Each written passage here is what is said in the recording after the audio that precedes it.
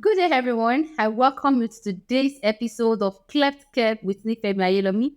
Thank you for joining us today. And yes, my name is Nifemi Ayelomi. I want to specially appreciate all of you that are joining us for the first time. I want to say thank you for so much. Yes, I really appreciate it. Today, we are going to be talking about cleft, sleep and palate and mental health. We're going to be talking about cleft and mental health. But before I go ahead on this, please, I want to appeal to you again that please subscribe to this channel, turn on your notification button so that you can get notified every time we drop content. Please do not forget to also share. So please like, subscribe, and share this link. Like, subscribe, and share the links so that people can also benefit from this educative platform. Yes. So as I said earlier, we're going to be talking about cleft and mental health. And we have talked about what cleft lip and palate is in our previous videos.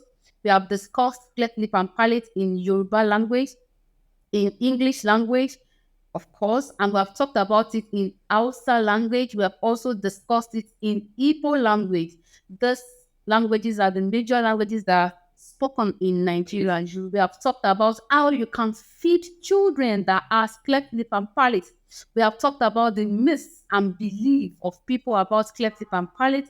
We have talked about a few things, yes, and the treatment options that are available for children that are born with cleft lip and palate. We've talked about the possible causes of cleft lip and palate. We've talked about quite a number of things, and I will encourage you to please go over the videos, watch these videos. I want you to also try as much as possible to show somebody else so that we can all be aware and we can save the community together. Yes, and today we're talking about cleft and mental health. So cleft lip and palate is a cut that is seen either on the lip, which is a cleft lip, or on the palate, which is a cleft palate. So a cut that is visible on the lip, it can be on one side, on the two sides. That's a cleft lip. It can either be lateral or bilateral. That's one side or the two sides. And also the cleft palate is the one that affects the palate. The palate is the roof of the mouth. So when there's an opening on the roof of the mouth, that is referred to as cleft palate. So please do well to look through the previous videos that we have dropped so that you can learn more about this condition and what can possibly cause them and how you can take care of the children that have cleft lip and palate, and also visually to how to feed them, because it can be challenging sometimes. And yes, when we're talking about mental health basically is a psychological and emotional well-being. Mental health, but what's relating it to psychological and emotional well-being. Yes.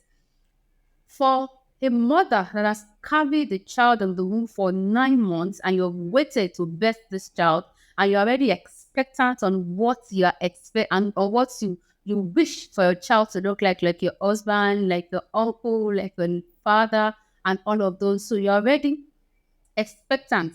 You already almost visualize it in your mind how your child is going to look like. And boom, you just have a child and you find that the child has a cleft.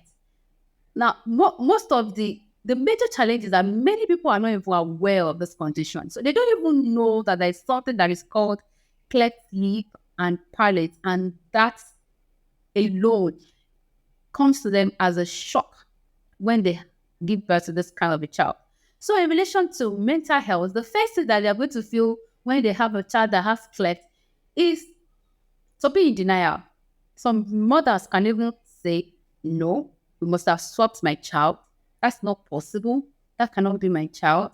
How can this happen? Some people might even say that, oh, it's the nurse that caused my child. It's the doctor that did this. They don't know what they're doing and all of those things. So yes, the mother at that time can be in denial. And even the relative can be like, no, this is not my child.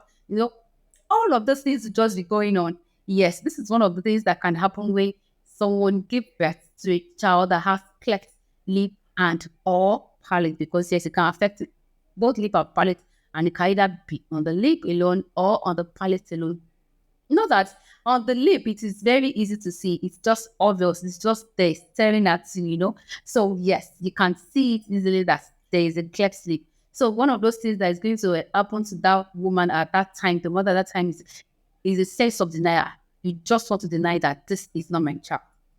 And also, it can be traumatic for the mother. You can just see the mother will just start crying and crying and crying. And you're trying to beg the mother. The mother can even refuse food, will not eat. The mother will try to starve herself. No, this cannot happen to me, this and that. It's not only the mother, actually. The loved ones, the husband, the people that are around, you can see them crying. Some might even want to injure themselves. They get traumatized. They don't even know what to do. They don't even know what next, what step to take. They don't understand because, of course, some people are seeing it for the first time, while some people are seeing it before. They just feel like, no, this should not be me. Okay, so that's how I was saying that it is not it is not an abomination. It can happen to virtually anybody. Anybody can have a child that has cleft lip and palate. That is why researchers are going on to know the main cause so that at least you can put a stop to it. But in some of our videos that we have done, we have talked about possible causes of cleft lip and palate. So that means if you know what can possibly cause it, then you can know how to possibly reduce the chances of giving birth to a child that has cleft lip and palate. Another thing that can happen to the mother is that they just feel withdrawn. They are just withdrawn. And normally, a mother and a child, they share a very strong bond. A very strong bond while breastfeeding. Even before the child is born, when the mother is angry, the child might tend to also feel that, the kicks, the movement, when you eat, when you hear sounds, the music, the child also moves. So they already share that bond from when the child is still inside the womb. And yes, when the child is born, then the bond is supposed to continue that way. But unfortunately, you can find out that a mother that has a child that has cleft lip and palate might withdraw from the child. Some might not even want to see the child, not to talk of to breastfeed the child. It is not the child's fault, neither is it your fault.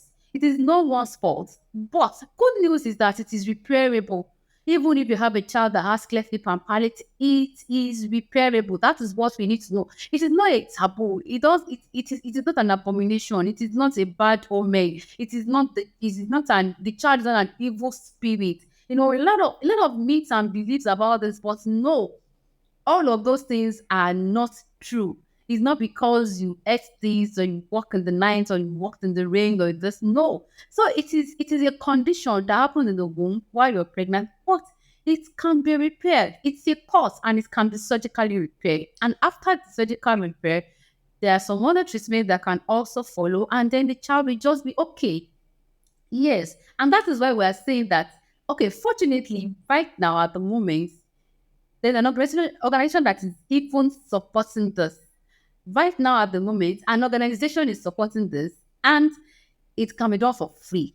At the moment, it can be done for free to tell you that it is not as bad as you think it is. It is just because you are not aware. So there's no need for you to withdraw from your child as a mother. Or okay, now for the child that is born with cleft lip and palate, the most important thing that child needs at that time is love. Love from the mother, love from the father, love from everyone around. So you just need to show this love, show that you love this child. That alone will go a long way. So some parents tend to withdraw from this child. Sometimes it's not their fault. Emotionally, they are traumatized. Psychologically, they're traumatized. Then they withdraw. It is not their fault, but yes, now that you know about that, we're talking about this, that even with the clefts, you can still bond with your child. All your expectations, all your fantasies about how you are going to have a relationship with your child, everything still stands. All you have to do is just to put your mind together, is just to put yourself together and tell yourself that you can do this and take care of your child. Show your child love, feed your child well, and then take the child to the hospital so that the necessary things can be done. And then you are fine. So please, yes, there's that. Some people can withdraw, but now that is why we're saying this. Please share this news with people. You don't have to withdraw from your child. Your child is still your child. It's still that baby that you were really, really, really expecting, and now the child is there. Please don't deny the child of the law. It is repairable. Another thing that can happen mentally to a mother that just had a child that has cleft lip and palate is that some of them gradually draw into depression. Some of them gradually go into depression. Depression is a very, very, very big issue. You understand? So we don't even want to get there. We don't even want to move there. Being depressed can cause a lot of harm to you as a mother, to people around you, and also to the child. So please try as much as possible to accept this, because if you are still in denial and you are traumatized both psychologically and emotionally and you are withdrawn, then there's tendency that there will be depression. But no, you can deal with this. And if you need to talk to somebody, you can even drop a message on the comment section here. Then we can talk about this. Please, your mental health is very important. As a mother, as a guardian, you need to be mentally stable to be able to take care of a child. And that is why we are here. Cleft lip and palate is not a death sentence. It is not a bad omen. It is not an abomination. It is not a child that has come back in reincarnation of evil. Cleft lip and palate is repairable. And a child that has cleft lip and palate can live like every other person. Please share this link. No child born alive deserves to die. And no child born alive deserves to die of a condition that is repairable. Cleft lip and palate is repairable. Thank you, and I'll see you some other time.